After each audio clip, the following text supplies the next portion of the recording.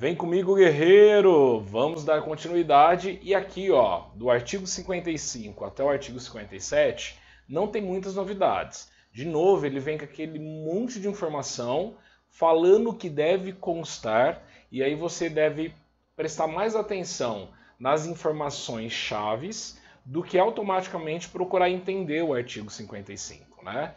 Então é aquele conhecimento seco, não é um conhecimento aprofundado que eu quero de você. Então vamos destacar algumas coisas para facilitar aqui a sua memorização junto comigo, tá bom? Então olha que interessante. Ele fala no artigo 55 que toda qualificação das partes deve ser lançada no sistema, tá? Então vamos pensar o seguinte: o sistema ele precisa sempre ser alimentado. No sistema eu tenho que ter sempre as informações das partes, dos processos, se tem CPF, se tem endereço, enfim, tudo que eu tenho de informação eu devo lançar dentro desse sistema. Agora, ele começa falando dessas qualificações das partes, né? E ele pede para que ela seja a mais completa possível. Ela pede para que seja a mais completa possível. E aí você tem que disponibilizar os procedimentos cíveis, os autores de ação penal privada, né, em relação às partes, aos procedimentos. Você tem que lançar as informações, ó, da pessoa natural, tudo que você tiver da pessoa natural, estado civil, profissão, endereço. Da pessoa jurídica não tem CPF, tem CNPJ. Qual que é o endereço dessa pessoa jurídica? Estão percebendo? É simples demais. Agora, tem acusado? Quem são os acusados? Trata-se de uma ação pública? Trata-se de uma ação privada? Então, ó, de novo, todas as informações: sexo, cor, estado civil, profissão, RG, número de RGC que fica disponibilizado na folha de antecedentes do réu. Então, todas as informações, elas caminham ao encontro dessa experiência de informação do acusado. E observe que eu estou falando do quê? De ações penais. Se eu estou falando de ações penais, as informações com certeza irão ao encontro de informações penais. Feito isso, eu quero chamar sua atenção agora, aqui também, ó, parágrafo 1º, 2º, tudo informação que deve constar no cadastro. Deixa aí para a leitura para a gente otimizar o nosso tempo. Quero chamar sua atenção aqui no parágrafo 3º, e neste parágrafo 3º, a gente vai escrever de uma forma muito carinhosa a palavra VUNESP, para saber que aqui é uma informação com cara de VUNESP. Faz tempo que a VUNESP não cobra esse parágrafo 3º, hein? Será que ela vai repetir nesse certame? Sei não. Olha só. As vítimas identificadas na denúncia ou queixa e também as testemunhas de processo, então ele está falando, ó, vítima de uma denúncia ou queixa, ele está abrangendo as testemunhas, e não importa se essa testemunha é de acusação ou defesa, qualquer testemunha, tá? Então ele abraçou as vítimas e as testemunhas. Terão suas qualificações lançadas no sistema informatizado. Então até aqui não tem novidade nenhuma. Até agora você viu que todo mundo que participa do processo tem que ter as informações lançadas, tá? Tem que ter essas informações de forma clara e objetiva. Então aqui eu não vejo nenhuma novidade. Agora, veja esse detalhe aqui, ó. Exceto quando, ao darem conta de coação ou grave ameaça, após deferimento do juiz, então olha o detalhe, tem que ter o deferimento do juiz, pedirem para não haver identificação dos seus dados de qualificação e endereço. Então, essa testemunha ou essa vítima, ela se sente tão acuada dentro de um processo penal em que houve denúncia e queixa, que ela solicita ao juiz para que não haja a identificação dos seus dados, como RG, CPF, características se tiver, e nem o endereço, porque ela se sente ameaçada diante do processo que ela faz parte. Agora observem que este pedido deve passar pela peneira do juiz. Então é o que nós dizemos aqui sobre deferimento do juiz. O juiz deve deferir esse pedido. Então é uma dica que não podemos, em hipótese alguma, vacilar. Tá bom? Feitas essas observações, venha comigo, por gentileza, no artigo 56. Então, no artigo 56, ele fala também dos dados obrigatórios do artigo 55, né? E ele fala que todas aquelas informações das partes devem constar da petição inicial, ou, se não trata de um autor, é um réu, ou um terceiro que está automaticamente participando do processo, ele fala assim, ó, da primeira oportunidade de postulação em juízo.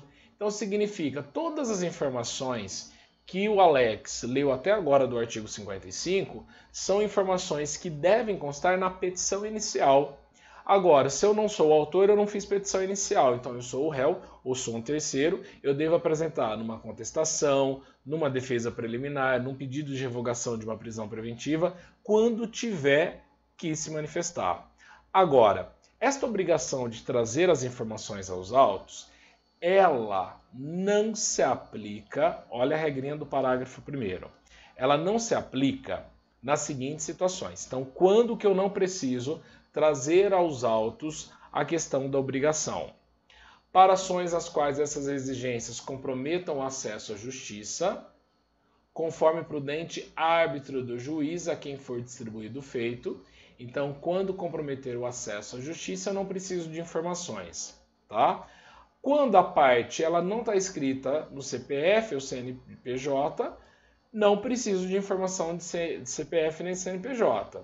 Só que ela deve firmar uma declaração expressa nesse sentido, respondendo pela veracidade da informação. Olha, eu não tenho CPF, eu não tenho CNPJ, mas a minha empresa é essa, o meu nome é este, e ela declara que ela está participando com a verdade, tá? Então, uma forma de dizer o seguinte: quando que eu não preciso trazer todas as informações ao processo?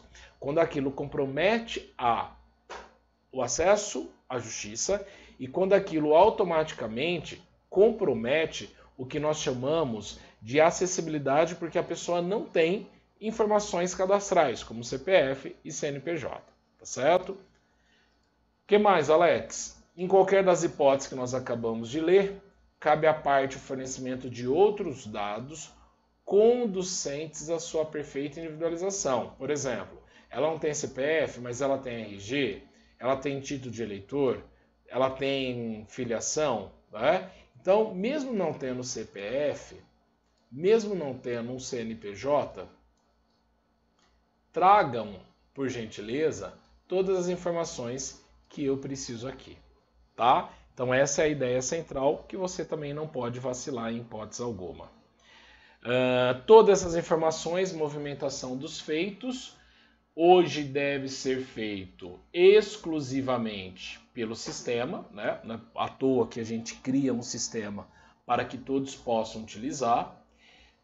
Ele fixa a vedação de elaboração de fichário por nome de autor e a utilização de fichas individuais materializadas em papéis ou daquilo que já consta no sistema. Então observe que o detalhe não é que você não possa ter. O detalhe é que você não precisa ter se você já tem o quê? O sistema informatizado. Essa é a ideia central aqui do artigo 57. Tá bom? Tranquilo até aqui, né, gente? Aí ele fala que esses ofícios devem conservar as fichas que compõem, né? Tudo aquilo que foi materializado em papel antes do sistema deve ser organizado aqui pelos ofícios, tá? Pode inutilizar essas fichas? Pode, desde que tudo esteja anotado no sistema e tenha informação para extrair uma certidão. Significa que, antes do sistema eletrônico, tudo era anotado em fichas. Aí passou o sistema eletrônico, tudo que está em ficha eu posso passar para o sistema, destruo essas fichas e quando alguém aparecer para pedir ou solicitar uma certidão, eu automaticamente tenho as informações aqui, tá bom? Legal, sem muitas novidades. Parágrafo 2º fala que elas serão encerradas e mantidas em locais próprios no ofício, até a extinção dos processos a que se referem e serão grampeadas na contracapa dos autos.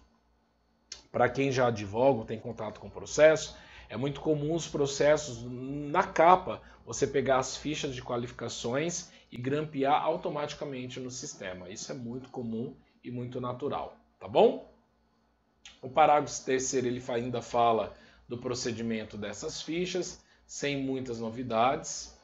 E no artigo 58, ele já vem falar um pouco sobre registro, mas ele fala do registro da carta precatória. Você se lembra o que é uma carta precatória, né? Rogatória, comunicação de país a país. Precatória, comunicação de comarca a comarca. Lembrando que a carta precatória ela tem caráter itinerante, de movimentação. Juiz A mandou para o juiz B, que não conseguiu cumprir, mas está dentro do prazo, ele pode encaminhar para o juiz C. Qual que é o nome disso? Caráter itinerante, tá? Tome muito cuidado com esses detalhes aí. As movimentações pertinentes, como a devolução, origem ou retorno para novas diligências e respectivas datas, também serão anotadas no sistema. Está pedindo para que até as cartas precatórias sejam processadas no sistema informatizado. Tá certo? Então até aqui, gente, tudo o que nós estamos buscando refere-se a cadastramento. Não vou ficar lendo esses artigos com vocês, até porque aqui ele cuida da parte de cadastramento, dos ofícios, né? Tudo aquilo que a gente precisa. Agora, eu quero comentar com você para a gente finalizar esse vídeo sobre o segredo de justiça. O processo, você viu lá no processo civil, que alguns assuntos geram segredo de justiça, quando envolve interesse social, questão do estado da pessoa, condição da pessoa. Olha o que diz o parágrafo 2º, ele fala assim, ó, o segredo de justiça poderá ainda ser gerado automaticamente pelo sistema informatizado, a depender da natureza da ação. É isso mesmo. Então, conforme a natureza da ação, eu posso qualificar aquele processo de forma automática se ele terá um segredo de justiça ou não. Pode passar pelo crivo do juiz? Com certeza passará, tá? Agora, eu preciso também entender que essas regrinhas de colocação de segredo de justiça, o juiz tem um controle e ele vai passar a peneira se ele achar que não há necessidade de segredo de justiça. Até aqui eu trabalhei com artigos que, principalmente agora nesse finalzinho do 55 até o 62, artigo que precisa da sua leitura, tá? Eu posso aqui inventar 1000 mapinhas mentais para você decorar e o objetivo não é que você decore, você tem outras coisas para decorar. O objetivo é que você leia e entenda o raciocínio. Olha, o sistema está pedindo para registrar tudo, o sistema está pedindo para descartar as fichas, o processo, né, as normas estão pedindo que as fichas sejam descartadas assim que o processo é finalizado. Enquanto isso, vamos colocar essas fichas na contracapa do processo. Foi isso, tá? Agora, no próximo vídeo, a gente inicia uma parte muito importante, não sai daí não, que é a parte dos livros e classificadores.